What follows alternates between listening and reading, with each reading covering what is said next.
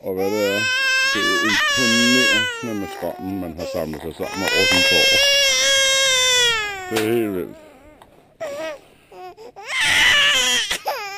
Der er nok redningsvest til en familie på 10 stykker eller sådan noget. Og nødblus og ja, alverdens ting.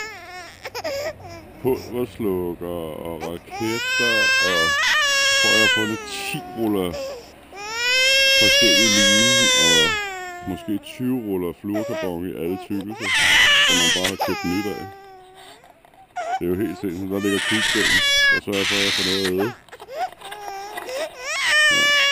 Og 5-6 forskellige slags sideplaner, lodder, alt muligt olie, jeg aldrig nogensinde har skulle have brug for.